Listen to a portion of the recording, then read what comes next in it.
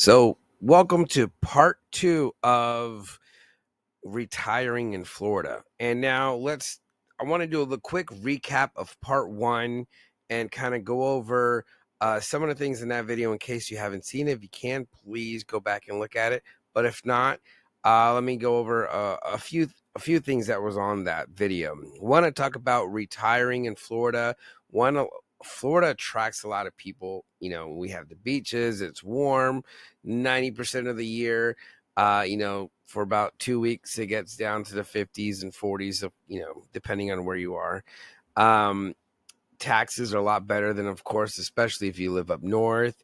The lifestyle is a lot easier. I hear a lot of people say the warm weather is easier on their arthritis and their joints, but it's not for everyone. I also talk about how the weather is very hot during the summer, and I would say the majority of the people that leave Florida who are 55 plus, they've told me they can't do summer anymore. It's just too brutal for them. And there's other ways how we deal with it when we enjoy it, but but for some people, up north, when the summer weather would be like 80s and 90s, but it's not so humid. Where here it'll be 90 to 100 even at night, and it gets very humid. It may be really tough for folks. So we talk about that in the first video. We also talk about, consider the healthcare access. There's a lots of, now neighborhoods, that's very situated in places for 55 plus near a lot of hospitals and doctors. The cost of insurance and again, the risk, the weather risk for moving here. We talk about back to the communities, the 55 plus communities. Some come with HOAs and CDD, but a lot of them have lots of amenities, like, a lot of things that you don't even have to leave the neighborhood unless you're going to the doctors or to get your groceries, because it has everything. I've seen communities with churches, chapels, with with restaurants inside, pool, gaming, bowling alley, gym. I mean, you name it, movie theaters. They have it all inside the communities. Now, of course, they're a little bit pricey, but you worked your whole life. Maybe you can enjoy that rest. It is 55 plus, but they do welcome families to come visit you, and they could enjoy that. You can enjoy these amenities with them, especially the ones with bowling alleys and movie theaters. Those are really cool. And then we talk about, speaking of weather risk, folks from up north who come down here, a lot of the times they're afraid of the hurricanes. Well, if you're in the central Florida, which I would consider right on the ridge, which is, think of Highway 27. If you're on the ridge, or if you live on the ridge, you're probably in the safest place in Florida when it comes to hurricanes, because by the time a storm hits us, it's really diminished, and went through so many hurricanes. Like, to be honest, I kind of forgot. I just think of the moments like, oh yeah, my power went out for only one day, or my power went out for like 5 minutes, or you kind of forget the names because we get hit quite a few times. But when you're in the middle of the state, things are a lot different. And then we talk about plans for mobility, agent in place, future medical needs. And then I also talked about in that video of, don't just buy a house, choose a community that fits for you long term. Sometimes you got to think about, you're not just buying a house today, but you may be buying your last house, which is a tough subject.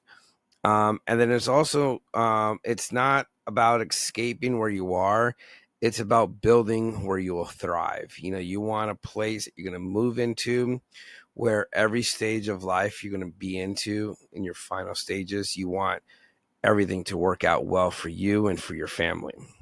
But now let's dive into part 2. The agent in place, the renovation potential. Now, not many people could afford to live in a 55 place. And to be honest, a lot of people choose not to live in an HOA.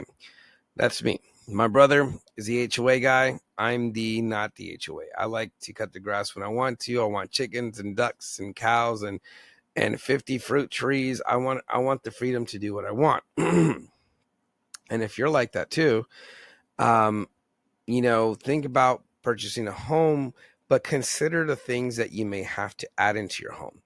Do you need to add a ramp future? Like if you get wheelchair bound, or if you have to have a walker, is it many steps to get into the house, or is it an easy access to get into the home?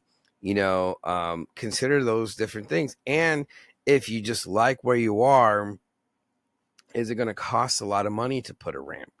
Think about some of these things. If you live in a 2-story and then maybe the master's upstairs, but you just don't want to leave that house because you just love the area, consider the cost of putting a chairlift.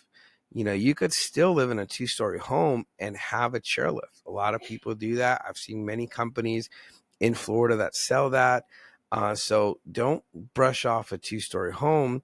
Now, just keep in mind, it does take, time to go up and down the stairs. But there is a saying, I don't know if it's true, but there is a saying, if you do live in a 2-story home, those people tend to live 10 years longer. Who knows if it's true, but I kind of think so. Think about, if you live in a house and you have 2 bathrooms, if both of them are tubs, considering making at least the master bathroom or the bathroom that has the most space, consider having that a walk-in shower, so that way if you do have a walker, or if you need assistance showering, it's a little bit easier. You don't have to worry about falling trying to get in or out of the shower, and having the different handrails and having those different things. And then if you need people to set these things up, don't worry, just call me. I have a list of handymen who could change the bathrooms for you, put in these little handles for you to make sure it's nice and strong and sturdy, so that way you're safe. Same with the ramp. The chairlift, you would have to go directly to a company for that. But think about these things, make moderate, see if the cost will be cheaper to do that in your state.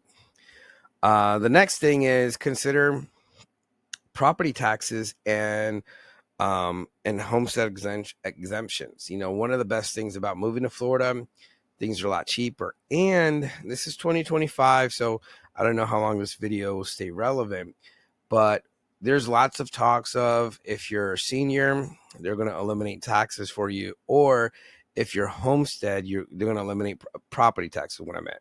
So hopefully that becomes the situation. So that's more money that saves in your pocket.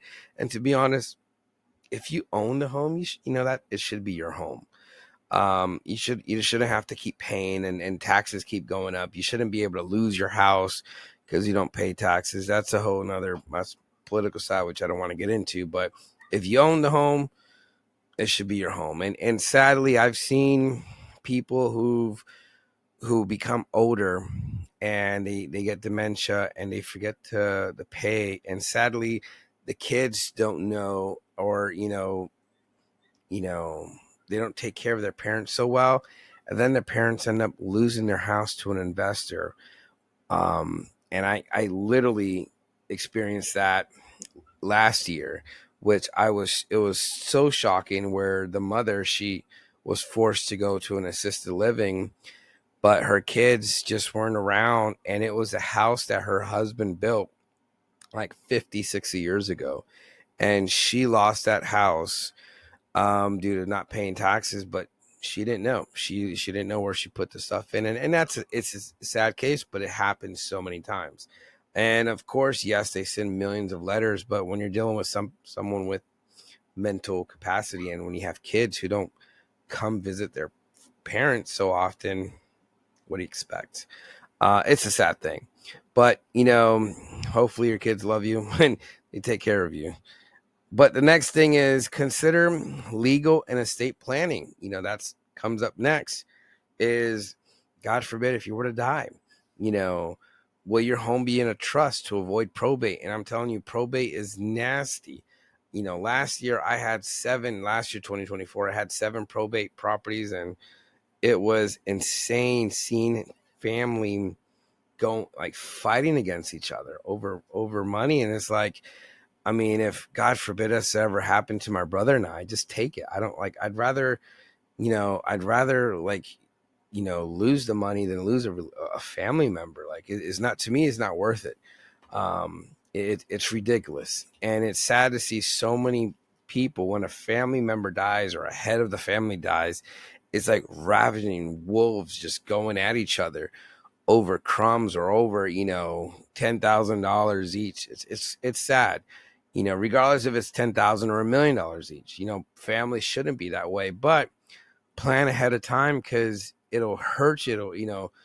If you were to see your family act that way after, talk to them. Will the deed be joint with the right of survivorship? It's something to consider. If one of your spouse passed away, then you have a new spouse and you're older. Does that property that your kid's been into for, that has been in your family for a long time, go to your new spouse, or do they go to your kids? These are things you want to kind of plan ahead. Do you have your children listed as a power of attorney? Hopefully you have children who love you and who are willing to work with you. Because again, I've seen that happen where it was actually a niece who was helping her aunt because her own children and grandchildren sadly didn't, they were just very terrible people. And thank God for the niece who was there to help her aunt every step of the way, even up until the day she passed away. So kind of plan ahead, find someone responsible for that. Who will handle the home if the owner can't? If you can't handle the home, who's going to cut the grass? A lot of people I've had neighbors do this, which is, it's crazy. They would move away and they would go to a townhome or to a condo or something smaller, even though their house is paid off, and they will buy something with all the money that they sold their house for, and then they're paying an HOA, but it's smaller and newer, where I think it'd be better to, if you're tight with your money, to just have someone pay for a service to just clean your yard, and you're not paying on top of the HOA. Plus that covers all that things. It's a lot cheaper if you don't have a mortgage or an HOA to on top of having to do the yard work and stuff. So if you could get someone to do the yard work, at a lower cost, of course, think about those things, not just yard work, but house cleaning, and even driving you around. And then also think about downsizing and sentimental things. This is the hardest thing. When my mom passed away, it was really hard to get rid of a lot of things. You just can't keep everything. It's you keep the photos, of course, but I remember seeing some clothes. I'm like, wow, my mom wore this dress during my graduation, and these are her shoes. And he's like, you want to hold on to these things, but you can't. You have to let these go, and it's best to bless others with those things. But you can't just keep everything in your house, and especially if you're moving from a bigger house to maybe a smaller house, and your life is going to be easier to let go of a lot of things. And I like to use just things that you use daily, and maybe bless others with these these memorable stuff. Let it be a blessing to other folks, and instead of just holding on to everything.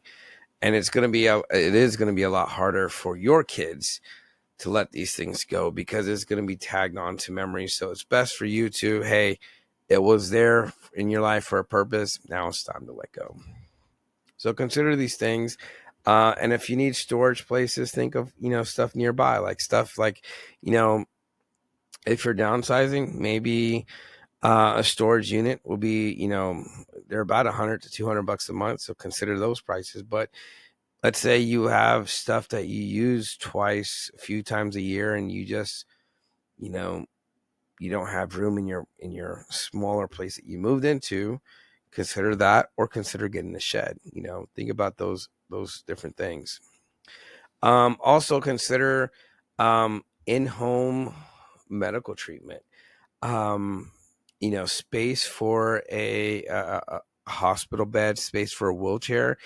Older homes, one thing, we wanted to take care of my wife's grandma, but what prevented that is, one, we have steps. We will need we have the steps to get into the house was pretty high.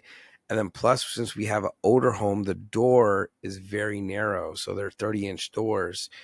And every door is 30 inches. So a regular wheelchair will not go through that. So, consider, if you live in an older home, maybe it's best to sell that, or to upgrade, to upgrade these doorways. So that way, if 911 needs to come in, it's easier to get you out, or if you need a mobility. So consider the space for that. Consider putting a medical bed into your room and having, maybe a medical assistant come to your house. I highly recommend live with family.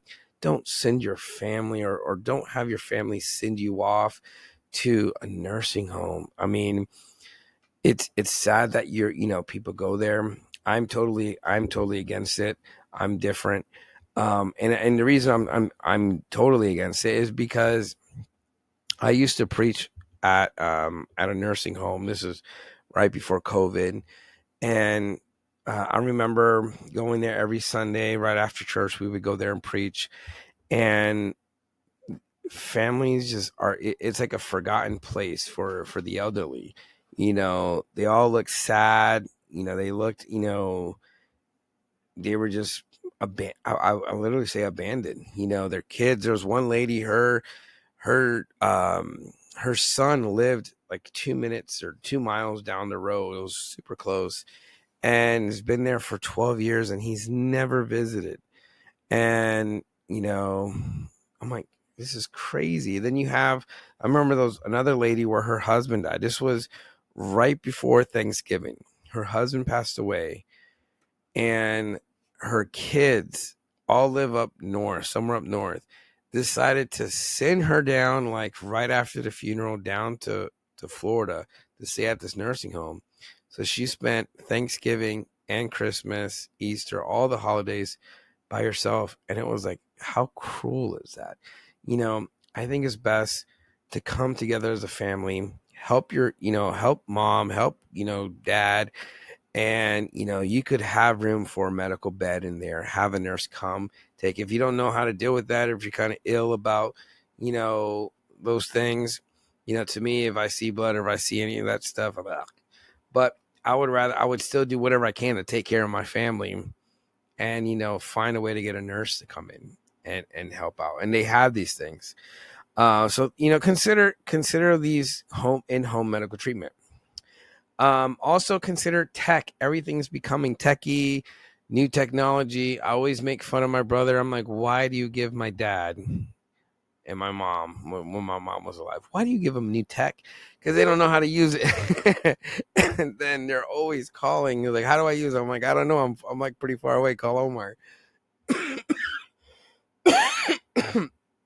Excuse me. And so consider, um consider, if you buy a new fridge, or a dishwasher or microwave or any of that stuff, make sure you know how to use these things before, because if you have a family member that's further away, it's going to be kind of hard for them to help you.